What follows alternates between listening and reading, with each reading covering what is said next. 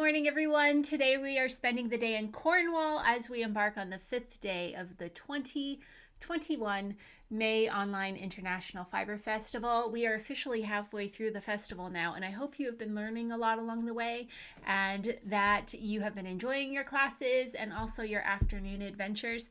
The world is a beautiful place, and I hope you're itching to get out and explore it to the extent that you are able to. As always, as we start our day in Cornwall, I'm going to introduce you to our two vendors who are from the Cornish region. First, we have Penberth Yarns. Sarah Whittle is the hand spinner and fiber artist behind Penberth Yarns. From her farmhouse studio, she creates a range of hand-spun yarns, spinning fibers, and hand-dyed yarns inspired by the beauty of the Cornish coast and her love of nature. She loves experimenting with colors and fibers to create sumptuous, unique yarns and hand-dyed fibers full of texture to knit, crochet, or weave into your next project. And I actually have a couple of examples here that I would like to share with you. First of all, this is, oh, I love this. This is some of Sarah's hand spun from Penberth Yarns. This is natural indigo dyed hand spun. It's merino and Devon close wool and sea cell or seaweed that has been made into a fiber. As you can see, to me, it looks a little bit like a rustic yarn, but when you touch it, it is so soft. There's no itch at all. It's nice and lofty. It has a really great squish to it. You can see that in the thing. And the sea cell has just a bit more of a shine to it than the wool that's in it. It's not shiny. It's not like gaudy shiny. It just has a bit of a sheen to it. So lovely. And then this is the this is hand-dyed blue-faced Leicester with some sea cell in it, and you can see the sea cell more in the roving here that I have, and then that would get spun in and be a little thinner and provide that sheen that you're getting. But again, very soft, squishy roving, of course, because it hasn't been spun yet, but it would still be, there's no itch to it even at this stage. This is a beautiful roving. I am just learning how to spin, and I am really looking forward to getting to spin this up. So thank you to Sarah for sending this in and letting us all have a look at that. Let me see real quick if I can find the end. There you go. So you can get a sense of the spin. You can see it can spin very finely if you want it to. Okay. So beautiful fibers and hand spun from Sarah at Penberth Yarns. Our next vendor is Stockwell Ceramics.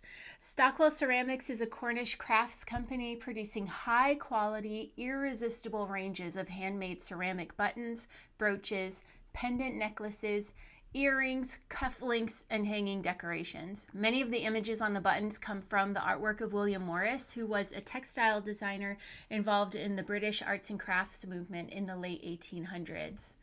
The buttons are a thin ceramic, but the images and shapes would add a lovely touch to a finished sweater or as an accent on a hat, cowl, or maybe even like the wristband of some gloves. So have a look at them. You can find both of our vendors in the marketplace at oifiberfestival.com. Our classes today, we have 3. They're all knitting. But remember, if you're not a knitter, you are welcome to choose a class from any of your favorite fiber crafts over on craftsy.com. These class recommendations are recommendations only. First, we have Mastering Cable Design with Fiona Ellis. Then there's Ins and Outs of Grafting with Anne Hansen, so different ways that you can connect those pieces together.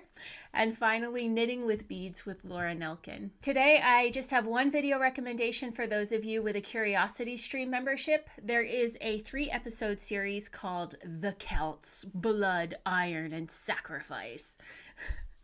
Sorry, it's just so dramatic. Cornwall is one of the 8 Celtic nations, and this series is a deep dive into the history of the Celts from their origins farther east in Europe in ancient times. If your time is short today, I would have you just skip right to episode 3, which focuses on the Celts in the British Isles. On YouTube, we have quite a few options today. Of course, there's a Rick Steves visit to Cornwall that will give you a very good overview of the area, actually. I really recommend that you take the 25 minutes or so to watch that before you move on to other things. After that, there's a documentary dealing with King Arthur. Now, the King Arthur legend has very strong connections to Cornwall, and this documentary, rather than rehashing the King Arthur legends, it's a look at the archaeology and landscape of Cornwall and how that influenced the Arthurian legends. So it's a bit of a different twist.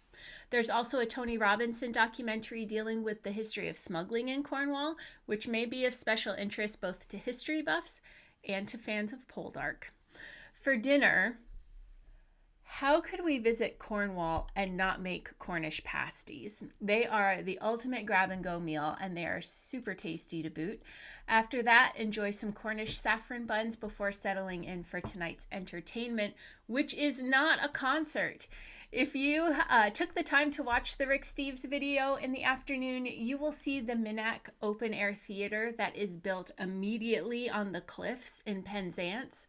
It is the perfect setting for a staging of Shakespeare's Tempest, which is what we will be enjoying together this evening. Have a lovely time today.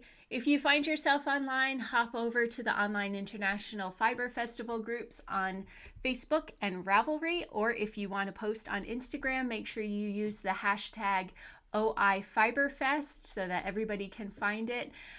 Again, have a great time. I will see you tomorrow as we make our way to Italy. Bye, everybody.